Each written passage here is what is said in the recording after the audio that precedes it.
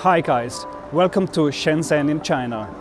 Many people say that this is the hardware capital of the world, and a lot of big companies like Huawei, ZTE or Tencent have their headquarters here. But it's not only the big ones. Startups from all over the world come here to build their new products, so let's check it out.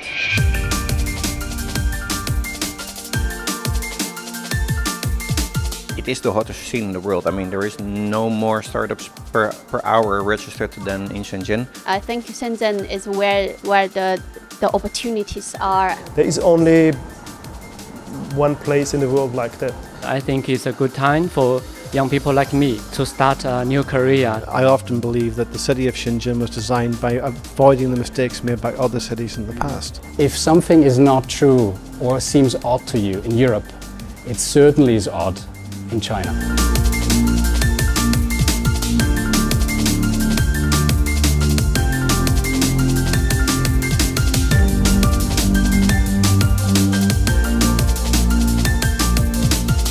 40 years ago, Shenzhen was a small fishing village in the Pearl River Delta at the border to Hong Kong with approximately 30,000 inhabitants. There was no industry, almost no infrastructure. In 1980, the Chinese government established Shenzhen as China's first special economic zone, and that changed everything.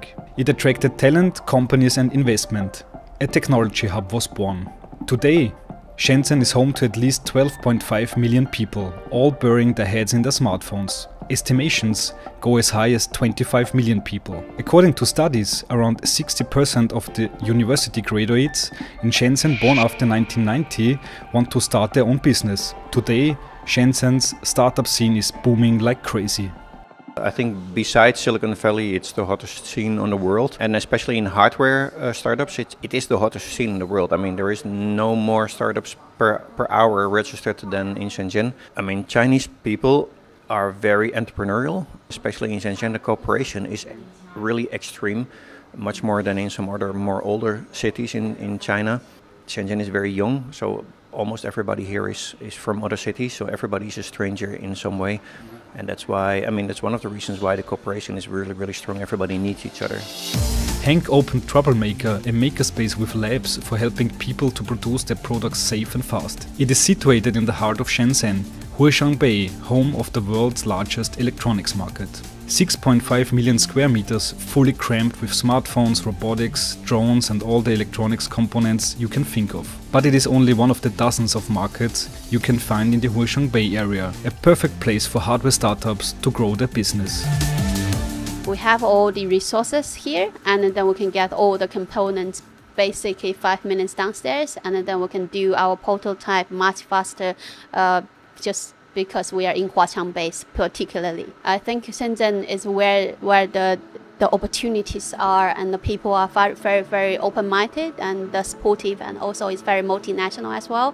So I think Shenzhen is really now is booming for all kinds of opportunity, attracting lots of talent and lots of investment here. You can look around Troublemaker, and you can go to the Huaqiang Bay Street. On both sides, you will find it very easy to find the components, like electronic components. When I want something, I just go downstairs and buy the components and fix it very quickly. I think Shenzhen is our first and best choice when considering manufacturing. I mean, not only Shenzhen, the city itself, but also the surrounding cities like Dongguan, like Huizhou. They are very close in the Bay Area. There are plenty of them start up their own company, and I think it's a good time for young people like me to start a new career, to start a new company. Linda and Marvin are two of many startup founders that use the infrastructure of Troublemaker to develop their product. While Linda is developing an education hardware platform for university students, Marvin dedicated himself to a hardware gadget named B-Mini, which can be used to prevent people from drowning. For both, Shenzhen is the perfect place to start a business. But there are also downsides. We still have the things that I shouldn't talk about is the internet is still blocked, and for us, because we want to attract more international people to work here, and then for them there's a difficulty is that the internet is cut off, and it's a little bit hard for them to reconnecting with their family and friends. sometimes can be very, very frustrated. In the markets at Huaqiangbei, you find all the hardware you can think of. A local took us to one of the markets selling refurbished electronics. Each little booth is like a little factory. Some people tear phones apart, others are making new phones out of 5 old ones. But Shenzhen is not only home to a lot of markets, hardware components and startups. Shenzhen is the headquarter for a lot of big electronic companies such as ZTE, DJI or Huawei. The latter is the market leader in China's smartphone market and is claiming second place in Austria's smartphone market as well.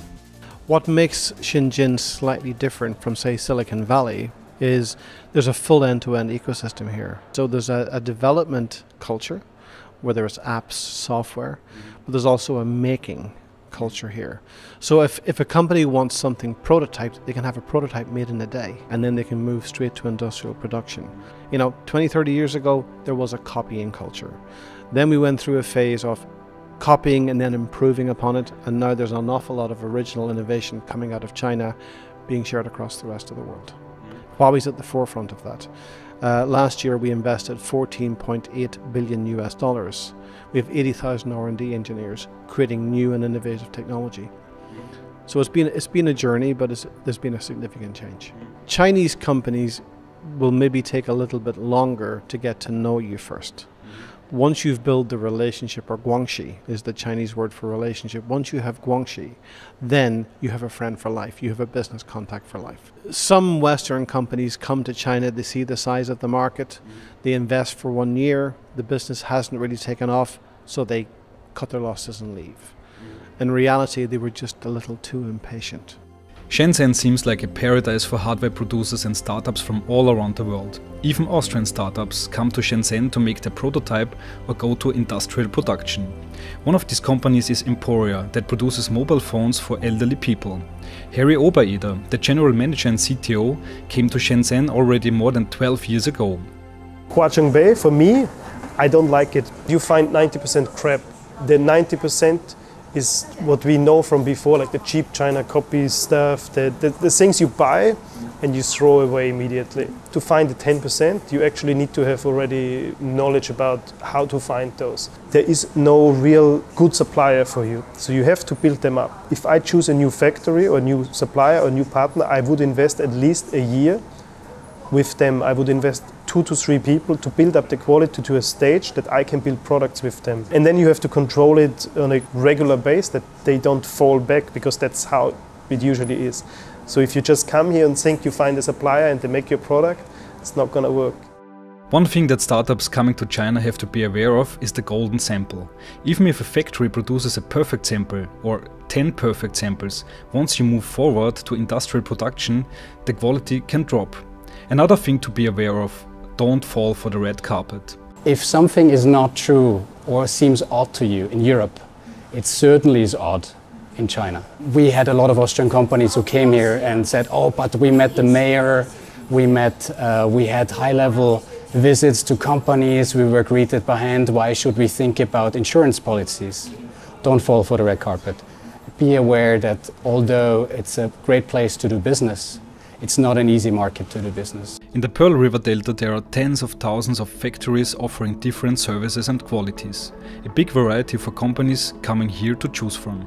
I was talking to some startup companies which came here a couple of months ago, and they said for them, in order to produce a prototype in Austria, it would take them 4 to 6 weeks. In Shenzhen they could do it in 3 days. So yes, the availability of resources, electronics, all the different production lines that you have around Shenzhen, there you have a lot of production sites where you can easily get the sources that you need. A big concern for international companies coming to China is the Chinese Communist government. If you walk down the street, surveillance cameras left and right, security guards and police officers in the metro, on the street, in the markets. But it's not only the surveillance that foreigners are skeptical about. It's pretty unpredictable how much influence the Communist Party has on a company's daily business. Harry, for example, doesn't feel the influence on a macro level, but at least on a micro level. The government is pushing economy, and in Guangdong, in this Pearl River Delta, which will be later the Greater Bay Area, they're subsidizing a lot. Those are all hidden subsidies. I can feel it every day because I'm paying taxes. I'm paying the full range of taxes. for the employees, for the housing fund, for everything. None of my suppliers would do that. It seems the government turns a blind eye to that. But if you do this as a foreigner, better not. If our suppliers all would do that, they probably could not offer for such prices. And then this position as a manufacturing hub would not be that attractive. Recent discussions show that big Chinese companies like Huawei are not getting a warm welcome all around the world. The US is accusing Huawei of spying for the Chinese government. They have been banned from the American market and further sanctions have already been imposed. So companies coming to China for production are getting more and more skeptical. If you are relying on technology, just go through the regular due diligence checks that you as a company or you as a government have to do, to enable that a system is safe. But it does not mean that's a Chinese phenomenon. That's also not an American phenomenon. That's an international phenomenon which should not be now emotionalized through the discussions which happened recently. Whether you like it or not, Shenzhen and the Pearl River Delta will play an even bigger role in the future of technology. For hardware businesses, there seems no way around Shenzhen. There are many upsides, but there are definitely a lot of downsides too. For the last 10 years, the Silicon Valley has been the magnet for every technology enthusiast. Our prediction for the next 10 years, this place will be Shenzhen.